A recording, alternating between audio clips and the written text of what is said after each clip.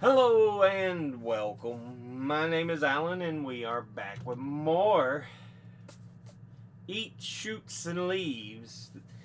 Yeah, this was meant to be out Tuesday, and of course I'm behind, so I'm doing this as quick as I can get them out here.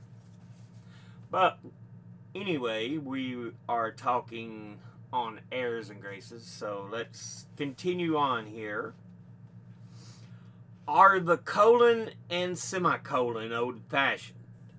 No, they are ode.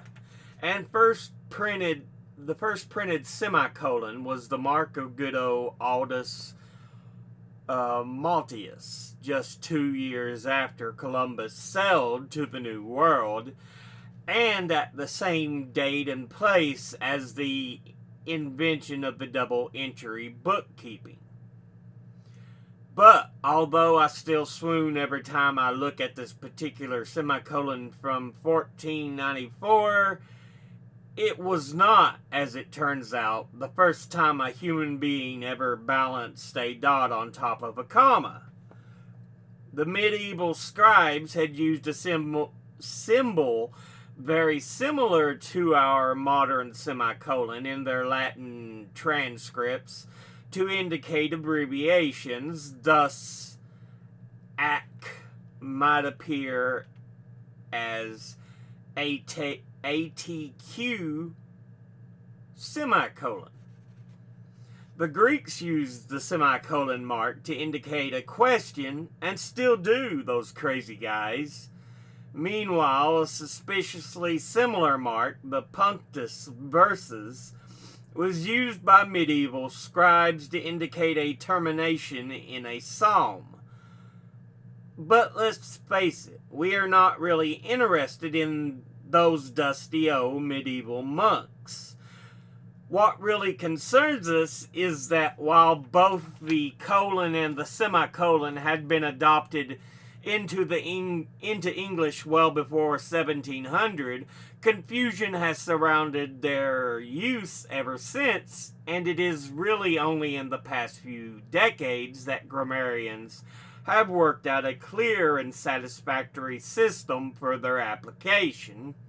Tragically, at precisely the time when modern technological communication threatens to wipe out the subtleties of punctuation altogether. For many years, grammarians were a bit cagey about the difference between the colon and the semicolon. Perhaps the colon was more literary than the semicolon. One grammarian writing in 1829 lamented the two marks as primeval sources of unprofitable contention. By and large, however, it was decided that the way to satisfy the punters was to classify the marks hierarchically in terms of weight. Thus, the comma is the lightest mark, then the semicolon, then the colon, then the full stop. Cecil Hartley, in the Principles of Punctuation, or The Art of Pointing, includes this little poem which tells us the simple 1, 2, 3 of punctuation values. The stops point out with truth the time of pause. A sentence doth require at every clause, at every comma, a stop while one you count. At semicolon, 2 is the amount. A colon doth require the time of 3. A period 4 is learned, men agree. This system of sorting punctuation remarks as if they were musical rest of ascending value has gone unquestioned for a long time. But do you know what I think? I think it's rubbish.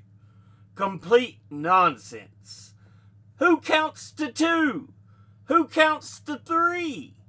Imagine all those poor devils who have, abiding by this ridiculous rule, sat at the desks for the past 3 centuries, tapping pencils and trying to work out whether to err is human, tap, tap, to forgive, divine, is superior to err is human, tap, tap, tap, to forgive, divine, before bursting into tears because each version sounds as bad as the other.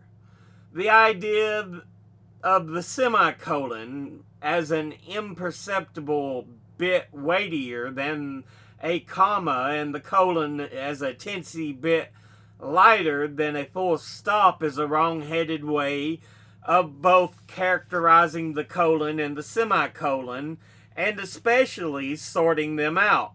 They are not like so many bags of sugar attached to the belt of a sentence to slow it down. Quite the opposite. There is an American essayist, Lewis Thomas, on the semicolon. The semicolon tells you there is still some question about the preceding full sentence. Something needs to be added. The period or full stop tells you that is that. If you don't get all the meaning you wanted or expected, anyway you got all the writer intended to parcel out, and now you have to move along. But with the semicolon there you get a pleasant feeling of expectancy. There is more to come. Read on. It will get clearer. The Medusa and the Snail, 1979. Expectation is what these stops are about. Expectation and elastic energy. Like internal springs, they propel you forward in a sentence towards more information. And the essential difference between them is that while the semicolon lightly propels you in any direction related to the foregoing, will surprise me, or whee, surprise me, the colon nudges you along lines already subtly laid down. How can such useful marks be optional, for heaven's sake? As for the other thing, if they are middle class, I'm a serviette. Of the objections to the colon and semicolon listed above, there is only one I am prepared to concede, that semicolons are dangerously habit-forming. Many writers hooked on semicolons become an embarrassment to their families and friends. Their agents gently remind them, George Orwell managed without, you know. And look what happened to Marcel Proust. Carry on like this and you're only one step away from a cork-lined room. But the writers rock back and forth in their office chairs, softly tapping the semicolon key and emitting low whimpers. I hear there are now Knightsbridge clinics offering semicolonic irrigation, but for many it may be too late. In her autobiographical Giving Up the Ghost in 2003, Hilary Mantel reveals, I have always been addicted to something or other, usually something there's no support group for. Semicolons, for instance, I can never give up for more than 200 words at a time. So how should you use the colon to begin with? H.W. Fowler said the colon delivers the goods that have been invoiced in the preceding words, which is not a bad image to start with. But the holy text of the colon and semicolon is the letter written by George Bernard Shaw to T.E. Lawrence in 1924, ticking him off for his overuse of colons in the manuscript of Seven Pillars of Wisdom. This superb missive starts with the peremptory, "My dear Lawrence," spelling incorrect, "confound you in your book. You are no more to be trusted with a pen than a child with a torpedo." And then gets even more offensive and hilarious as it goes on. Shaw explains that having worked out his own system for colons and semicolons, he has checked it against the Bible and seen that the Bible almost got it right. With such authority behind him, he is offended by Lawrence's cavalier attitude. "I say save up the colon jealousy for certain effects that no other stop produces," he explains. "As you have no rules and sometimes throw colons about with an unhinged mind, here are some rules for you." Shaw is quite famous for his idiosyncratic punctuation. His semicolons, in particular, were his way of making his text firmly actor-proof.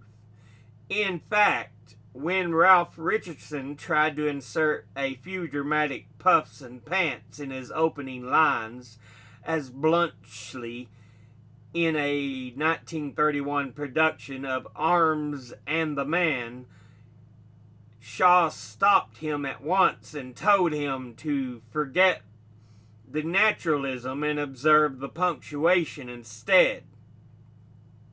"This is all very well, Richardson," Shaw said according to Richardson's account, "and it might do for Chekhov, but it doesn't do for me. Your gasp and are upsetting my stops and semicolons, and you've got to stick to them." Richardson and Shaw spoke the truth about this. Miss any of Shaw's stops and the tune won't come off. Look at any Shaw text and you'll find both colons and semicolons in overabundance, with deliberate spacing to draw attention to them, too, as they are genuine musical notation.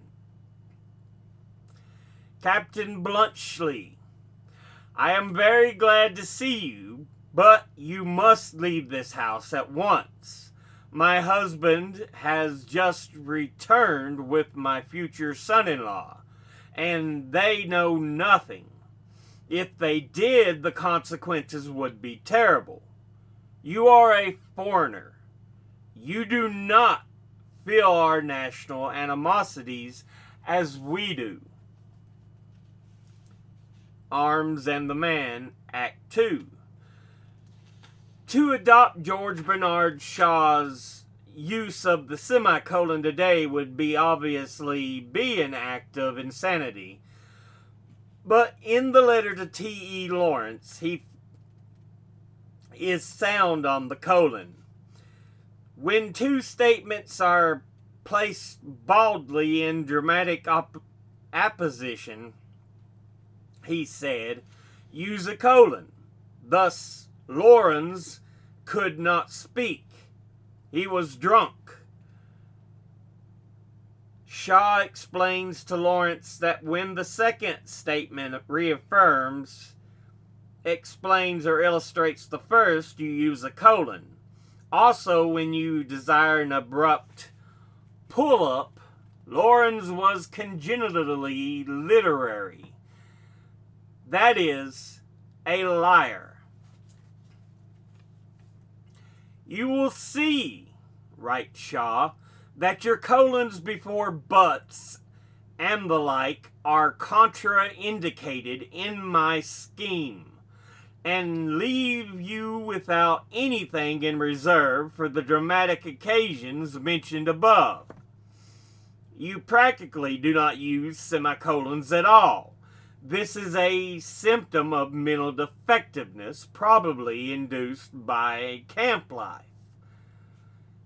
To the peculiar strengths of the colon, peculiar strengths of the colon are beginning to become clear.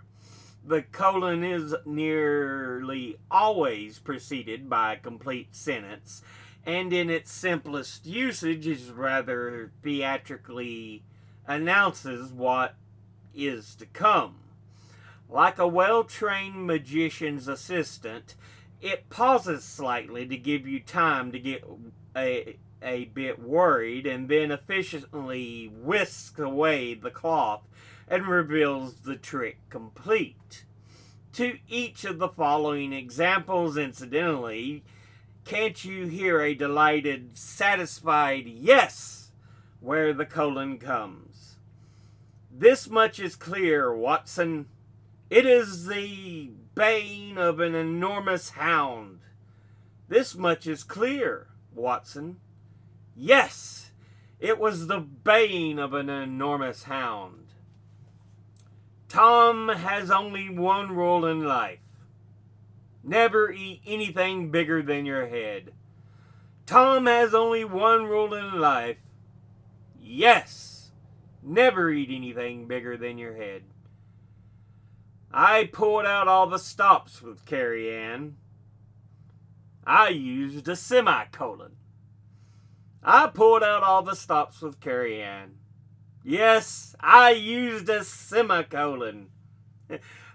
But the enunciatory colon is only one variety. As well as the yes type colon, there is the ah type colon, when the colon reminds us there is probably more to the initial statement than has met the eye. I loved opal fruits as a child. No one else did. I loved opal fruits. But nobody else did. You can do it, and you will do it. You can do it. And you will do it. A classic use of the colon is as a kind fulcrum between two antithetical or oppositional statements. Man proposes. God disposes. And as Shaw put it so well, the colon can simply pull up the reader for a nice surprise. I find fault with only 3 things in this story of yours, Jenkins. The beginning, the middle, and the end. So colons introduce the part of the sentence that exemplifies, restates, elaborates, undermines, explains, or balances the preceding part. They also have several formal introductory rows. They start list, especially list, using semicolons.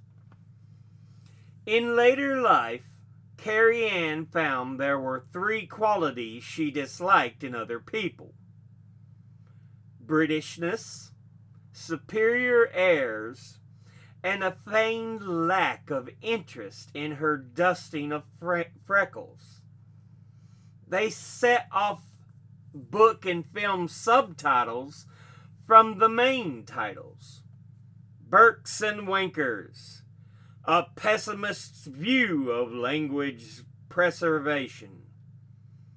Gandhi 2, the Mahatma Strikes Back.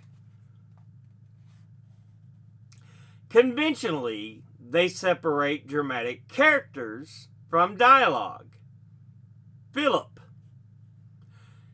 Carrie Ann, hold still. You've got some gunk on your face. Carrie Ann. They're freckles, Philip. How many more times? They also start off long quotations and, of course, introduce examples in books on punctuation. What a useful chap the colon is, after all. Forget about counting to 3. That's all I ask. But yeah, that ends that particular episode on that for the reading part. Let's go back and look at some of what the author spoke of here.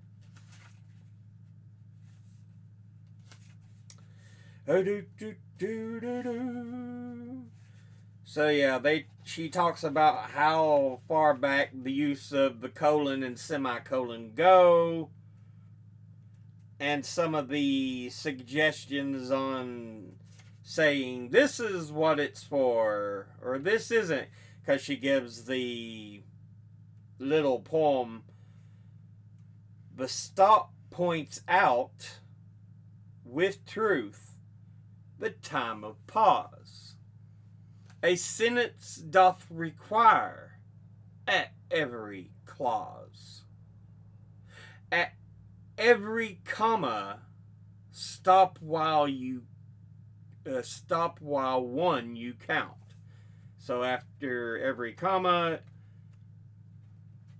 it's just a brief pause. Count to 1.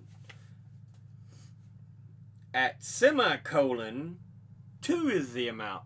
So where comma, you count to 1. Semicolon, you count to 2. A colon doth require the time of 3, and of course the period 4, as learned men agree. And she talks about how ridiculous it is to use such poem remembrances on how to do things.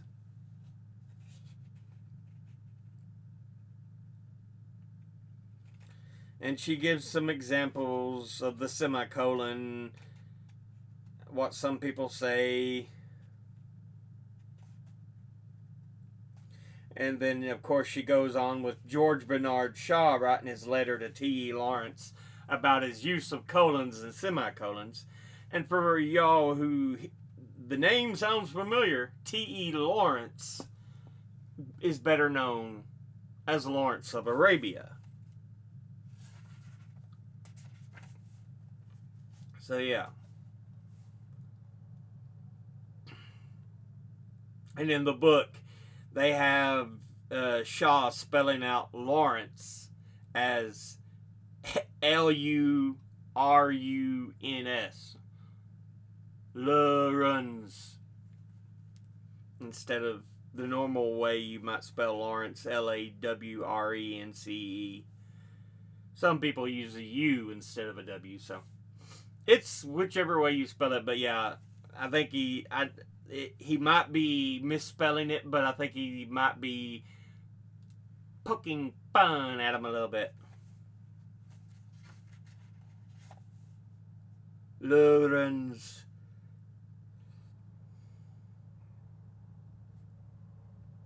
But yeah.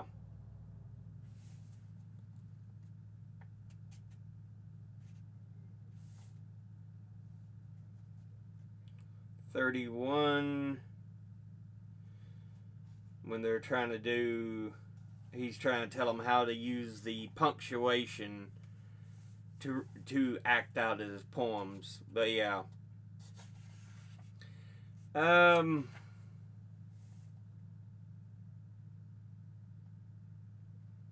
But yeah. And then the author gives us some uses grammatically of the colon. It can be used as a pause instead of a satisfied yes. This much is clear, Watson. It is the baying of an enormous hound, which could just still be read as, this much is clear, Watson. Yes, it was the baying of an enormous hound. And she gives a few more examples like that.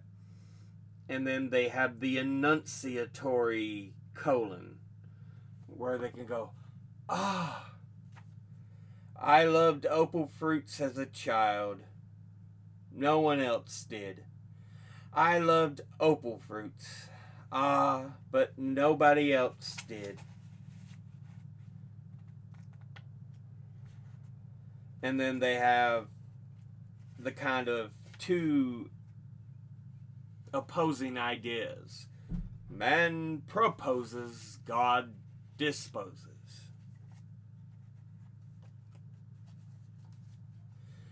And then she notes that it can simply pull up the reader for a nice surprise. I find fault with only 3 things in this story of yours, Jenkins. The beginning, the middle, and the end.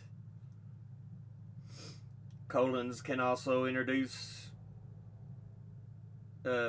part of the sentence that exemplifies, restates, elaborates, undermines, explains, or balances.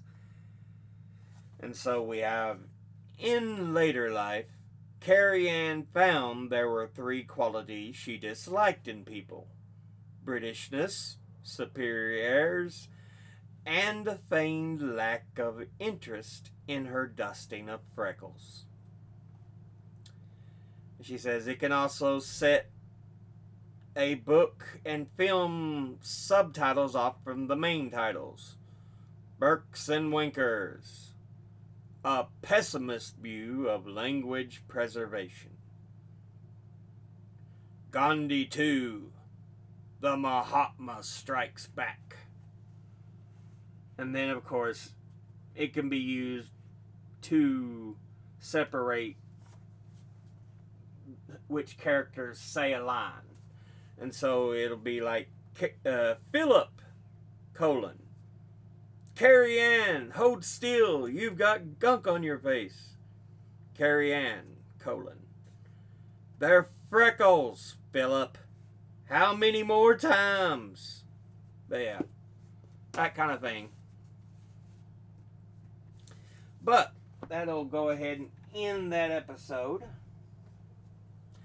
As always, educate thyself. Think, read, study, learn. Someone tells you something you have trouble believing, ask them to cite their sources. Thank you all for watching. I'll see you all in the next one. Until then, later.